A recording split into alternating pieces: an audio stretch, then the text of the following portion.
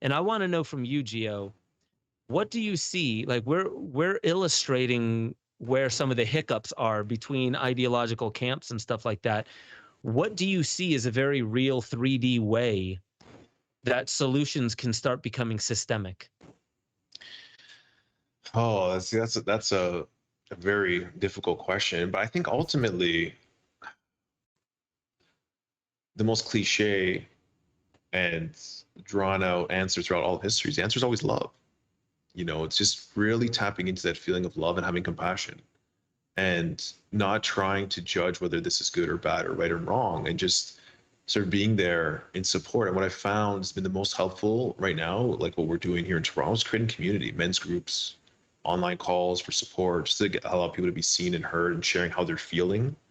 You know, like and like, you know, we've had groups get together with people who are, some are vaccinated, some are unvaccinated, some are pro lockdown, some are anti lockdown, and just allowing people to share like what they're feeling and why they're scared and what you know what's going on, and just having a place of compassion, not trying to judge. It's hard because immediately people want to take a side because of, I think it's the politics that are trying to divide people right now, where it's like you're either on this side or you're on that side, good or bad, right or wrong.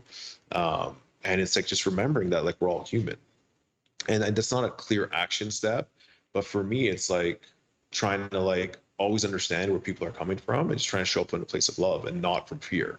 You know, and I try to ask them, like, are you making your decisions based in fear, or is it something that you feel is true in your heart? You know, and if you're making it from fear, like, you know, where's that fear coming from? Who's putting that fear on you? Is it your own fear, or is it coming from somewhere external? And try to get people to be just more self-aware and like to try to tap into love. Like for me, what got me through the last year was like I made a commitment, and I'm so proud of myself because this was a hard one, is to meditate for 1 hour every day. And I did 200 days in a row. And for me, that was like, I thought 30 days would be impossible. I got 2 kids. And what I found was, you know, somewhere around like the 60-day mark, all the noise started going away. Like it was there, but it didn't affect me the same way. It didn't matter what everyone was saying. It was like, okay, like I'm just here. I'm here at this time. And, you know, things aren't going to happen. And beyond this, things are still going to happen. You know, so I'm just going to show up and be present and not try to be reactive, and try to be compassionate and live from a place of love, like lead with love, and however I can in my community, at my business, with my family, you know. And you realize that life is short. Accepting that we're going to die one day, maybe it's because of COVID, maybe it's when I'm 100 years old, but it's going to happen. So like every day now is a blessing, and how do I want to show up and live those days? Because every day living in hatred or anger or fear is a wasted day, in my opinion. Yeah. You know? Yeah.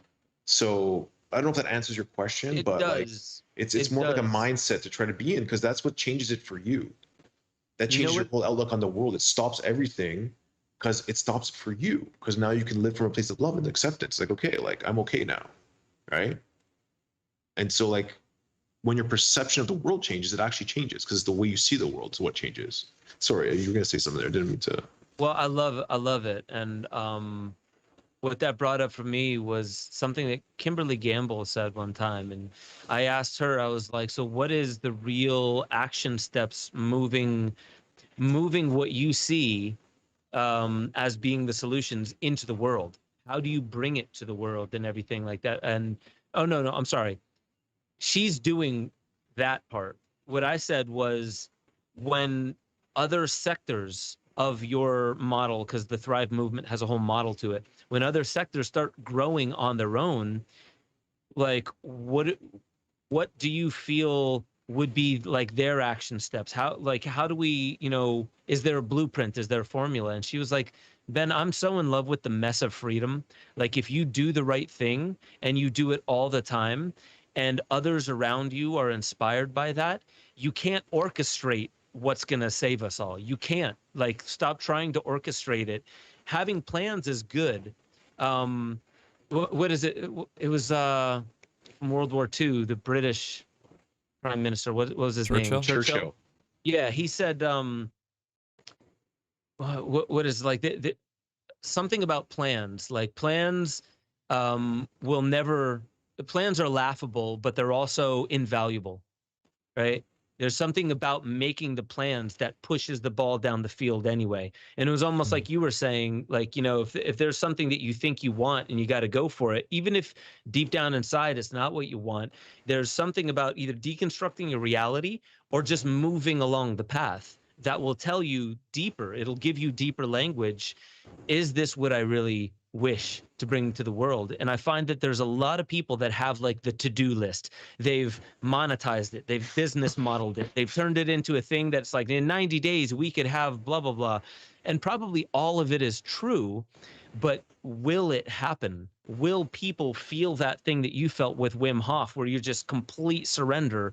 Will it happen? There's a lot of solutions that could happen, but like, will it? And I guess just to finally echo what I heard you saying was, if you just do it within, something else is already orchestrating what's happening, and you're playing your part, and you are doing the best thing you can by just doing what you can do.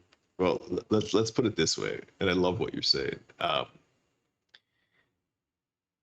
And again, the path, it's not even about moving along the path. It's just continuing to move, to grow, to expand, to keep moving, you know, and don't worry if it's on your path or not. But what's more important is that if you think by organizing a plan we can beat, if you believe in these conspiracy theories or whatever, there's this like cabal or a very organized business force on the other end, there's no way you're going to be more organized than them. There's no way you're going to make up a better plan than them. There's no way we're going to be able to come up with something.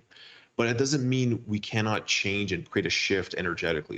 It doesn't mean that we cannot bring more love into this world, raise the vibration, and maybe, just maybe, if enough of us, you know, tap into this frequency of like love and harmony and manifest that, maybe people within those systems will shift as well.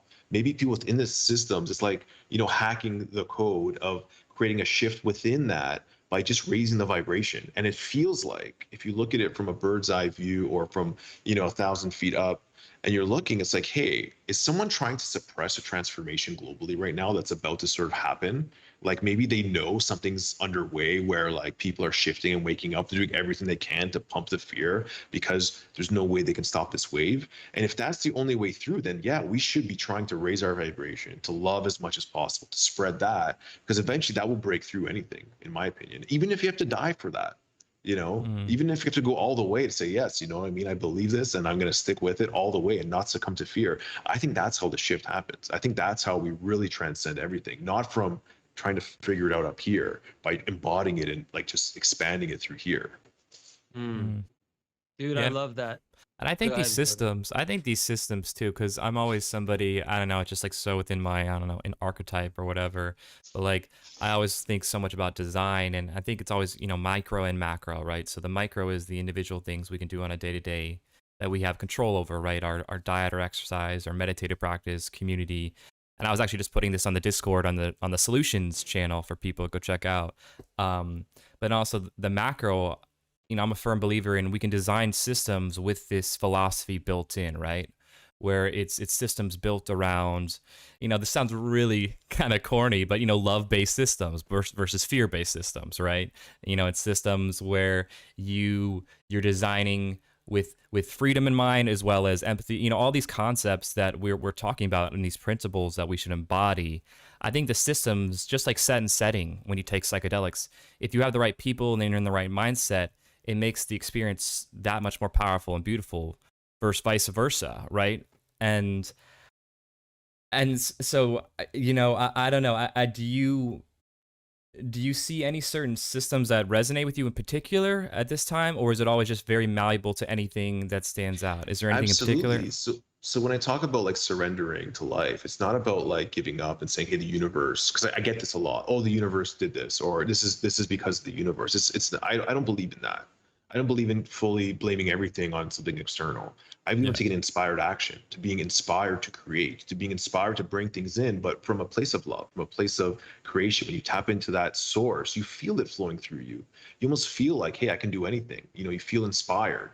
And, you know, if more people can be into that, you know, sustainability, sustainable energy, you know, sustainable living, like a lot of things in ungrip, but like, you know, evolved to like modern times, like Mhm. having a sustainable Scalable. house unit that is off grid, that provides you with food, that provides you with shelter, which means I don't need to tap into anything. I can live my life without having to depend on anything outside of myself. So I can spend my time focusing on creating cool technology, from creating, maybe programs that benefit humanity rather than trying to survive and having this scarcity mindset. Mm.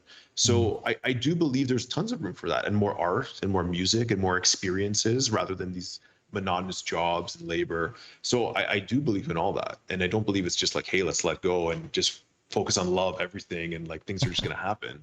Like Right. it's not that. It's like, yes, make that the basis, but take inspired action. Do things. Right. Create Well, a I think center where you can bring your friends in and like have circles or like groups where people right. come together, just be with each other. Well, and I You think you know? can see where in the 70s you saw a lot of that with the hippie movement, and my parents, were part of this, and I've learned a lot where I saw so much of the love and that side to it, but then I saw how it was co-opted, and it was taken over by whether it was corporatism or just the CIA from behind the scenes doing, a lot of real messed up skullduggery from what we've found out, the more we've read, people's work like Talbot, and Forte was on our podcast and broke it down. But it's this idea of like when people go to Burning Man, they're like, wait, why can't we do this in 365 day to day, guys? That's where all these concepts from Ubuntu to Zeitgeist, all these things, a lot of them they manifest. And it's like everyone, I think it's always there. The key is in implementation, right? And how do we get this implemented? Well, we need the people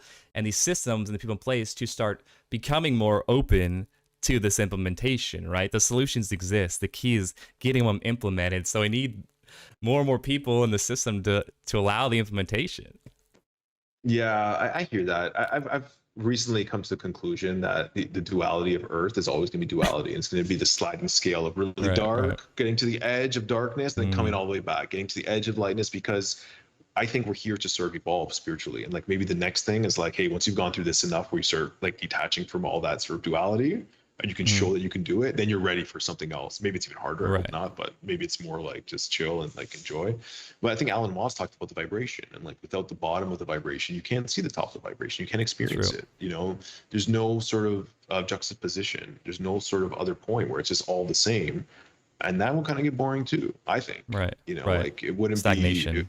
it would just be too stagnant, like, Right. imagine you had all the most amazing food, sex, all the things you wanted all the time.